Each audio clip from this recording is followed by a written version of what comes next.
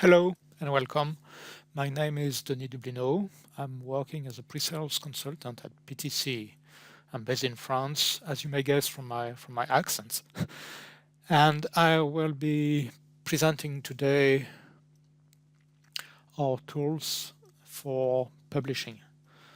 As you may know, PTC is offering a large set of tools for authoring, creating, managing, publishing, and delivering documents, technical documents, and other documents. And yeah, the purpose today is really to focus on the transformation of these documents and the publishing of these documents.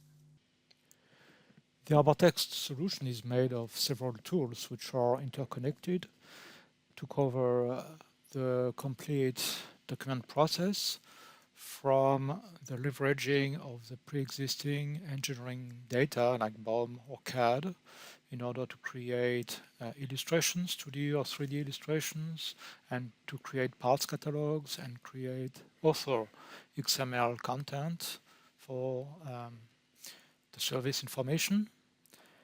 Then we can manage the content and the configuration of the content in a relationship with the configuration of the documented products.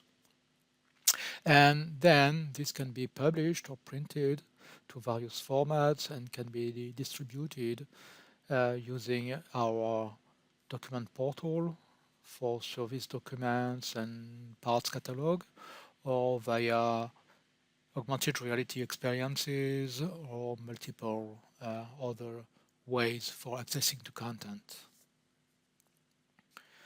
Today we will focus on the pieces of software which are related to this final publishing process. And what shall be remembered is that if all those tools are forming a complete solution, they can be used independently, one of the other, and then can be used for working with multiple types of documents. We will see several examples of documents which have been published using our tools. What am I calling publishing here?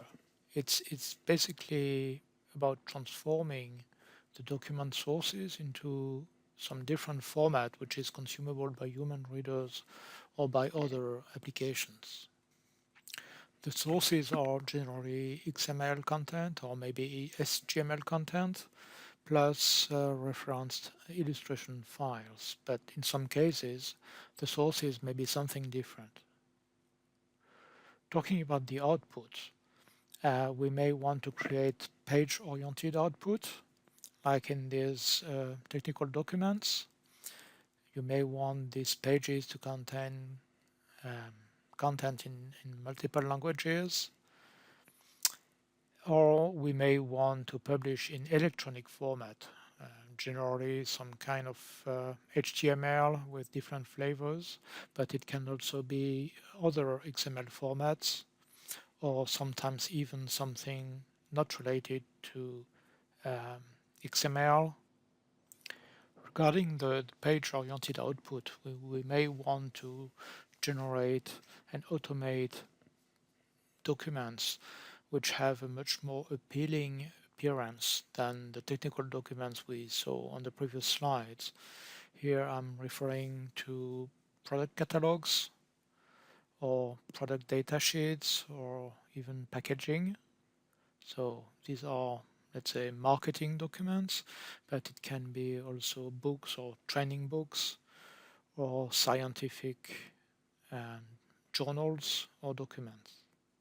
We also may want to create smart or interactive PDF, which is containing form fields like this, or which is embedding 3D illustrations or video, audio, and which will provide interactivity between the text and the embedded multimedia components. For doing this, we will need a very strong formatting engine for generating the final layout. But in any case, it shall be understood that before applying the formatting, you need to very often to pre-process the content. So for example, if you think to DITA or to the S1000D standard for documents, you will have to aggregate multiple topics, data topics, or multiple S1000D data modules in order to form a publication. Then you may have to filter the content if you want to generate a publication which is specific to a given product configuration. So you need to filter out any information which is not related to that specific configuration. Then you may want to enrich the content. So for example, if you have a part number in the source document, you may want the name of the part and the price of the part to appear in the final output. So in that case, the information may be coming from an external database and will be inserted into the XML flow which is processed. What we need is really a tool which can pre-process the content and then apply the style sheet for defining the final format. Our solution to these needs is the Arbortext publishing engine. Arbortext publishing engine is what I'm calling a process server. It is a black box, something you install somewhere on your network and which can be accessed by any application via the network using the HTTP or secured HTTP protocol. And that way, any application like a web browser or the Arbortext editor or any system which can issue a GET or POST HTTP request can query a process from the Arbortext publishing engine. The result can be printed or returned to the requesting application or requesting person. The format can be anything like PDF, any flavor or of HTML, XML, and also XML bundles. If a set of documents were processed, the result can be an organized set of files which can be loaded in a portal. And typically we have an out-of-the-box capability for generating the bundles which can be loaded into our Arbortext content delivery document portal. The Arbortext publishing engine is deployed as a web server. It is actually sitting into Apache Tomcat.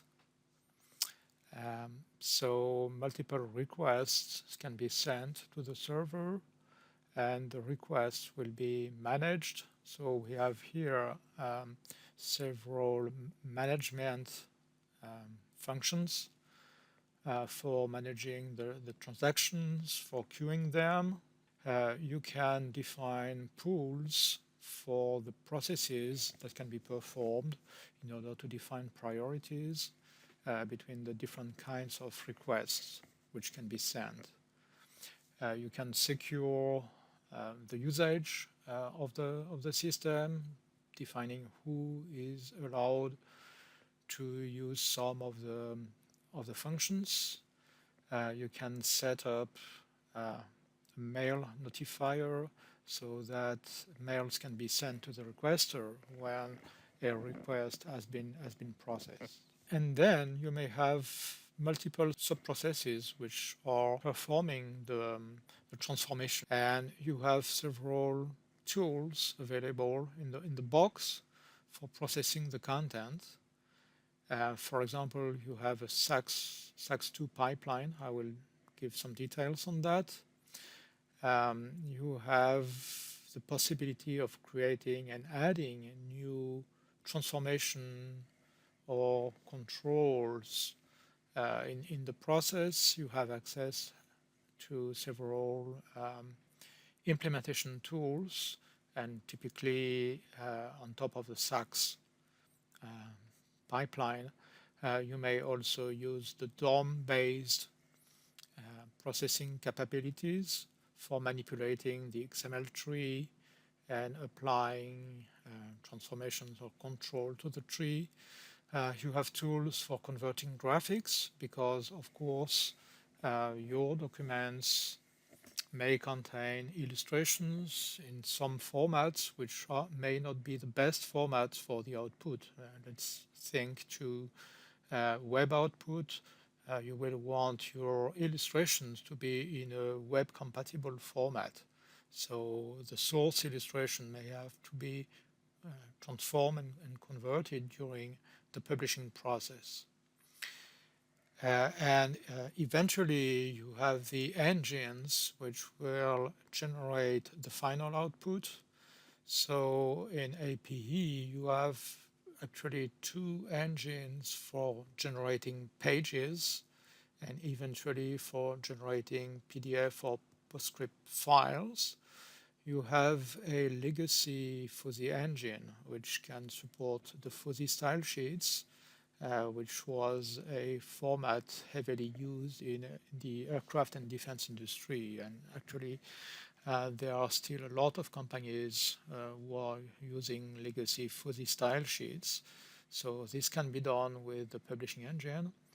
And you have the high performance Arbortext Advanced Print Publisher engine, which can generate a very sophisticated layout and high quality PDF. And you also have an engine which can generate Word documents, actually using the RTF format if you want to convert your XML back to a word processing compatible format.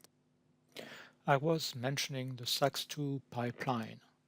SAX is a technical specification which is maintained by a non-profit organization. It says that a complex transformation can be implemented as a sequence of small, dedicated, unitary transformations. For example, one of these steps can be the generation of the table of content. Another can be the substitution of characters between one character set and another character set. It can be applying an XSLT style sheet, or it can be resolving the conrefs in a database document. Each transformation step is implemented in what is called a filter. SAX presents two main advantages. It is very fast for processing large documents, since it is based on a sequential parsing of the XML stream, and it doesn't require the full XML tree to be loaded in memory. And practically, it simplifies the development, the debugging, and the administration of complex transformations by reusing the filters. For example, if you have different document types to process, each document type may require a slightly different total process. So you can share the filters which are common to each document type and just modify the parameters or the filters for each specific document type. APE, the Arbortext publishing engine, comes with out-of-the-box filters and complete pipelines. So for example, you can process and publish data-based publications based on a data map, for example. But if you have custom transformation required or needed in your application, you can of course implement your own filters using the Java language. If required, it is still possible to access to the in-memory XML tree using the AOM API. AOM is the Arbortext extended DOM. When using this AOM or DOM, the programming techniques are the same as the one used for web programming, and it can be done in Java, JavaScript, or VBScript. It's a very common development technique. If APE is pre-configured with functions supporting the most common use cases, for example, the publishing of data documents, it can also be seen as a powerful toolbox for creating custom functions and supporting custom publishing scenarios. For example, it can be used to create on-the-fly, on-demand, personalized documents like marketing documents, proposals, or contracts. So let's think to a bank or an insurance company. The clerks at the desk may feed a form while discussing with their prospect. So they will enter the name and the address and all the details of the prospect. They will select the contract clauses or the contract options which are making sense for the prospect, and the form will be sent with all the entered values again in an HTTP request to the publishing engine, which will fetch the pieces of content from a content library. It will filter the applicable content, and it will add or insert into the XML flow the information which was entered into the form.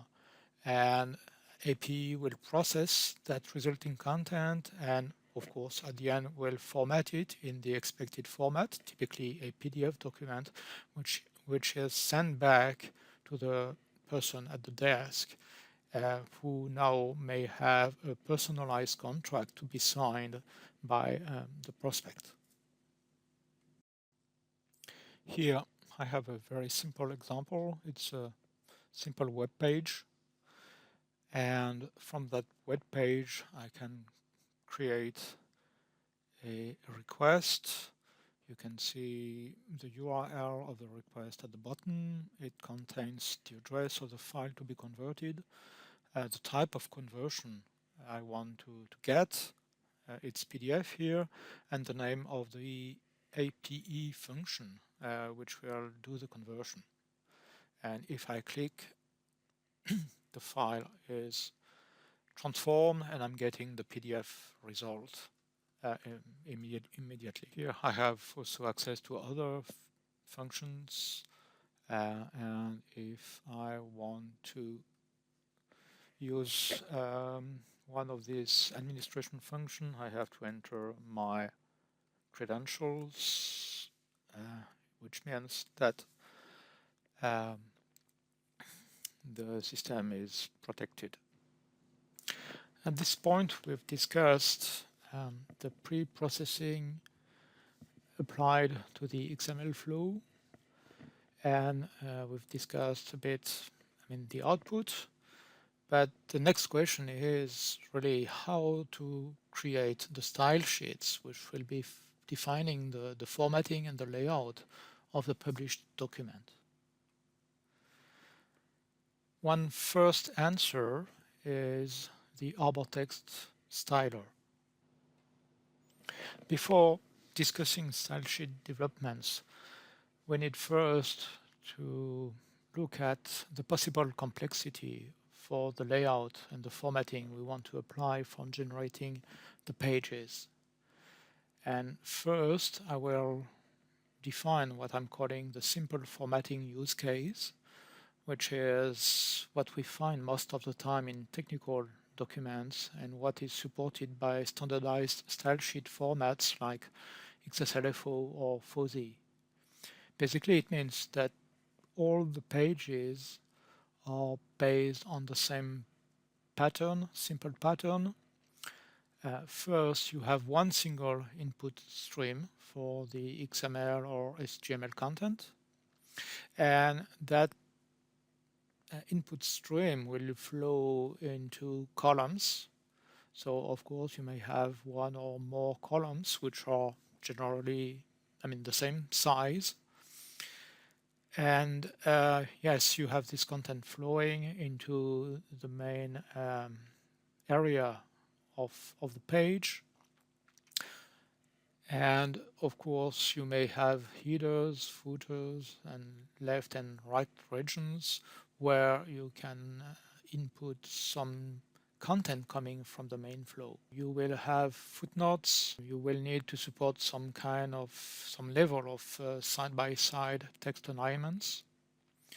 Of course, you will want to manage the widows and orphans with priority levels, and you expect in such documents, of course, to be able to support languages, different languages, and typically right to left languages like Arabic or Hebrew, plus the Chinese, Japanese, Korean. Also, you may want the same published document to contain pages in multiple format and orientation, landscape, and portrait. For such simple formatting use cases, the best solution is certainly to use Arbortext Styler. With Styler, you can create interactively multi-channel publishing style sheets without knowing any style sheet development language like XSLT, XSL, FO, CSS, FOSI, and so on. Let's have a look at Styler. I can access to the Styler UI from the Arbortext editor where a document is loaded.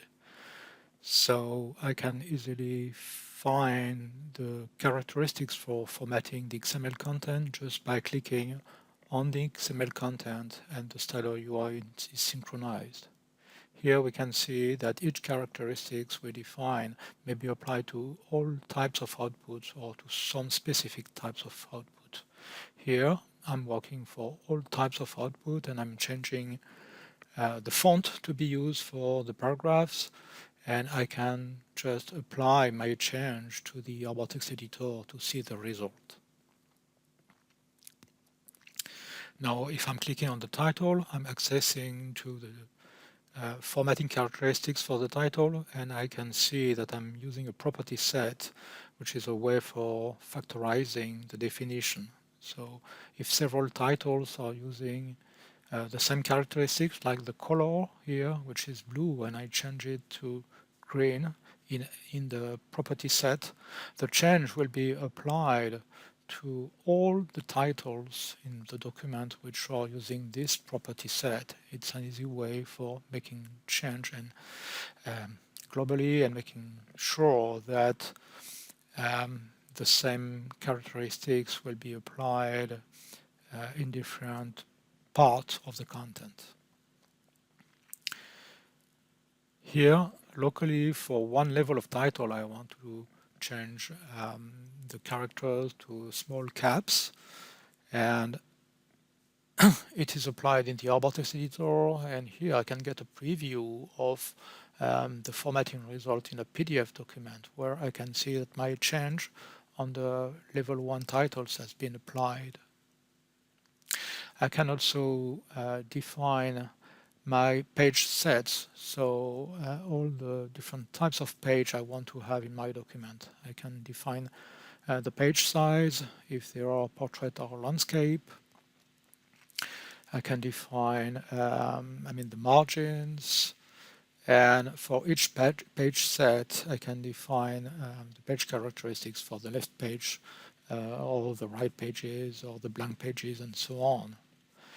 And for each page model I can define the regions on the page, and define what kind of content will go into each region. So here I define the page number shall go there, and I define that on the footer I want to have borders. And typically in my footer I will be adding a logo, so a graphic, which will be part of the generated text for the footer. So I'm selecting the graphic file, and now if I check again the result in the PDF file, I will see the logo appearing in the footer, and the page number in the area on the right. The PDF document contains, of course, table of contents. This means that I can define different types of table of contents in my style sheet, and specify which elements shall be appearing in the table of content and how they will be numbered and how the table of content will be formatted.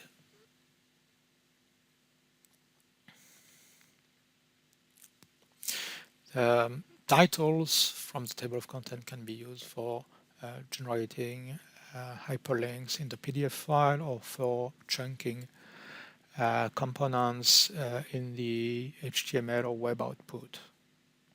Here I have a caution element and I have some generated text appearing in red for that XML element. So I can define and modify the content of this generated text.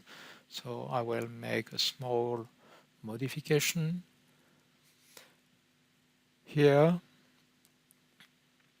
and again I can check the result in the Arbortext editor window. Interestingly, for this kind of generated text, I can manage the languages so that my style sheet will be multilingual and will be used for formatting language content in multiple languages. And I have a way here for exporting all the generated text defined in my style sheet into XLIF files, which then can be sent to translators and which can then be re-imported into the style sheet so that my style sheet is really multilingual. The style sheet defined using the user interface can be expanded by writing additional code if I need to have characteristics which cannot be defined in the UI. So here we saw the XSLT code, which is used for generating HTML, and we saw some APP functions used for the PDF generation. Now let's speak about the complex layout and about our Arbortext Layout Developer and Arbortext Layout Editor products. We'll look at several examples. In this example, we have several input streams, and depending on the type of content and depending on the stream, the content shall go and fit into predefined frames or area of the page. This means that the formatting result for each piece of content shall be adjusted for fitting the area. In this example, we have several pieces of content like graphics or tables which must float on the page depending on where they are anchored in the text, and the place where they shall go depend on the type of content or the size of the formatted content. So this may require more or less complex rules for defining exactly where the frames must float and if they can fit on the page. Here in the upper corner we have a very large table which must span over multiple pages, and concurrently we have several information that must be going into specific areas of the same page. Below we have examples where the formatting of the content is wrapping around specific information which must fit always at the same position in the section. And the last example shows usage of color, controlled color, and also again depending on the number of illustrations and the formatting of the page will be recalculated so that the illustrations may fit into the given available area. In this user manuals examples, we have specific rules to follow. For example, here, depending on the size and the quantity of information and the type of information, things will be positioned differently. So for example, in the first procedure, because we have a large illustration and not much text, the references to the illustration will be formatted on the left, but below, because the illustration is much smaller than the text once composed, those references are actually positioned on the right, just below the illustration.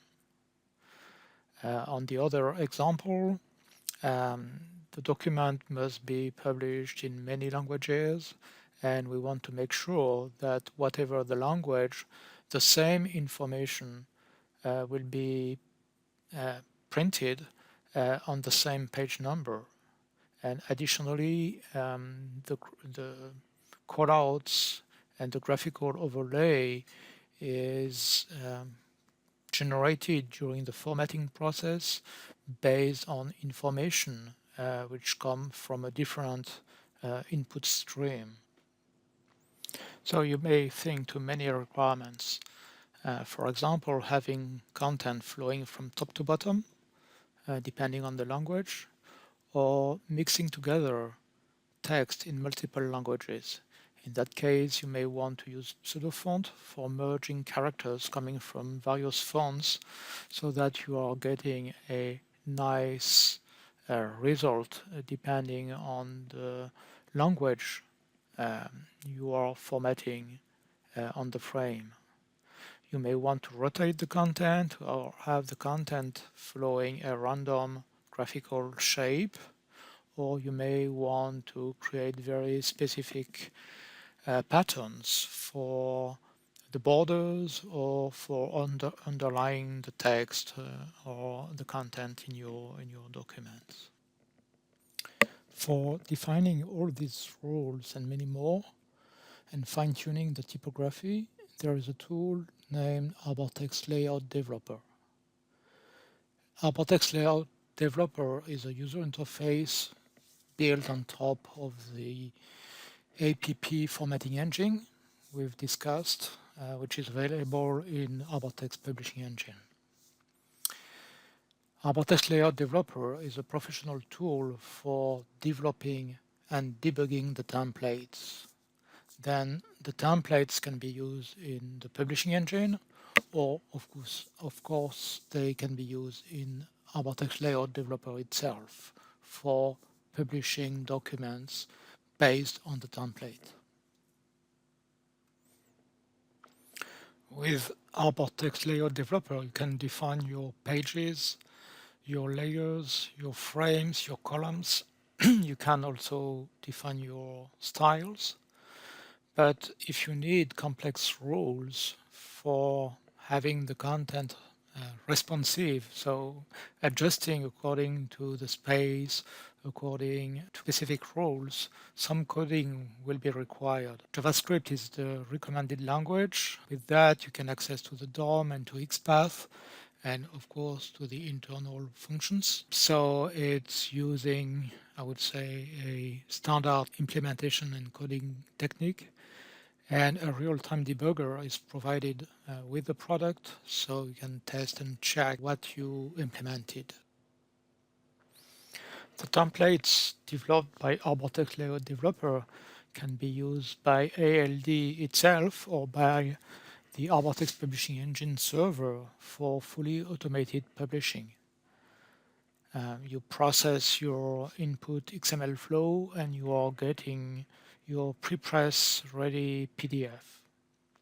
But sometimes for very complex documents, you may want to have an additional quality control to make sure that the visual result of the formatted page is absolutely correct.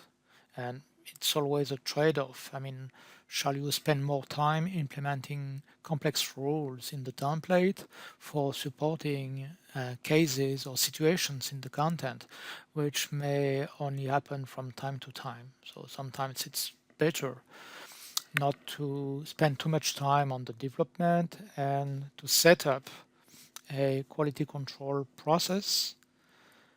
For supporting this, the APE, the publishing engine, can generate a published page document, so a file where the document has been composed, and that file can be opened in another tool, which is Arbortext Layout Editor. And in that tool, operators may control the formatted result, and if required, they may adjust or touch up the result in order to make it absolutely perfect.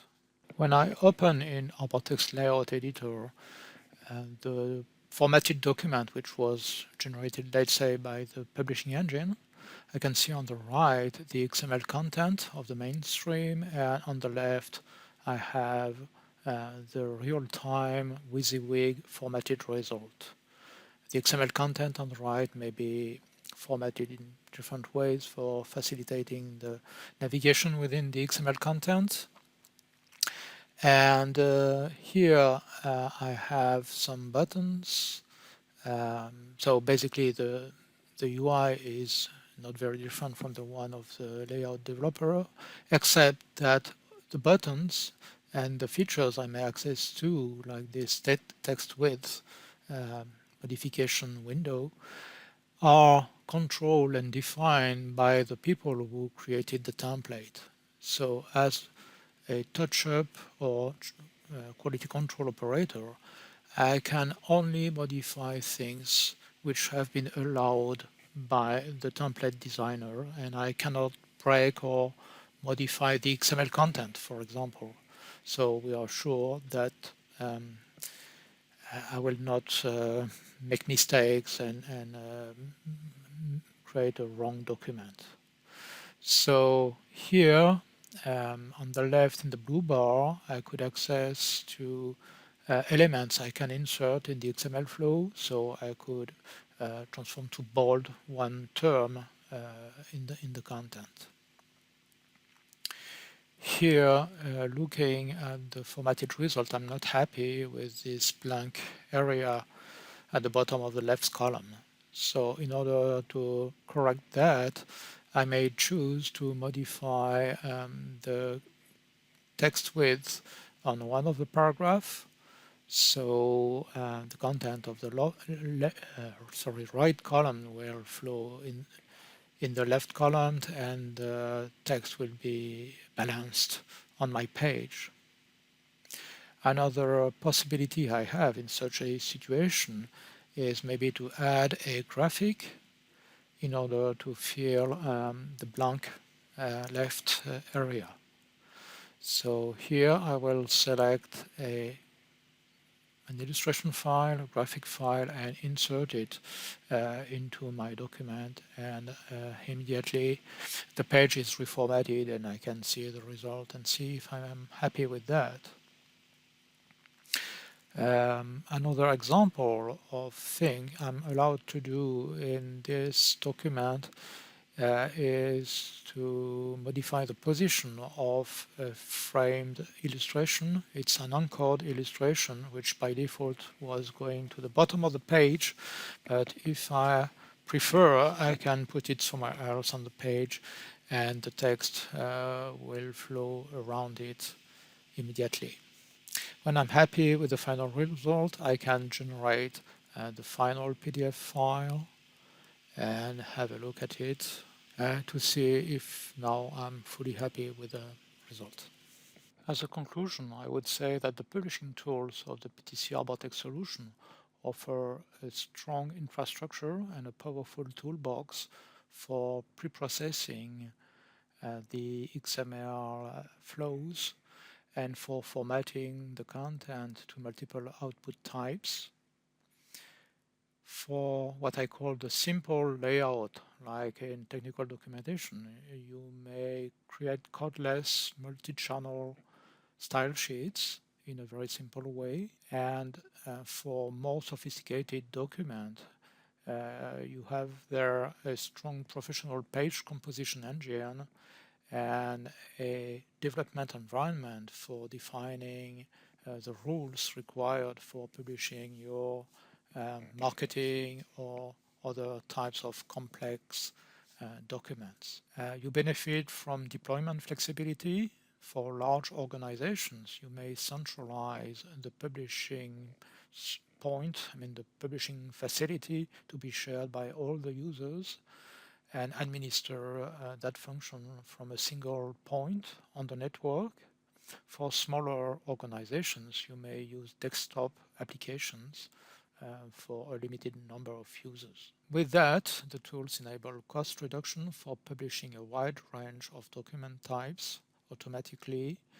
I'm talking about the usual technical documents, but also marketing or legal or contractual documents.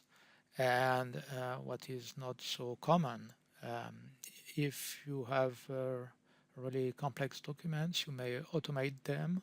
They're publishing, but you keep the possibility of adjusting the result and touching up the documents. Thanks for attending this presentation. Don't hesitate to contact me for technical questions or to contact my colleague Regina Müller, who is participating to the fair. You can refer to the Arbortext pages on the PTC website or to the Arbortext YouTube channel, or you can also connect with the Arbortext users community on the internet. Thanks again, and I hope to meet you soon. Bye.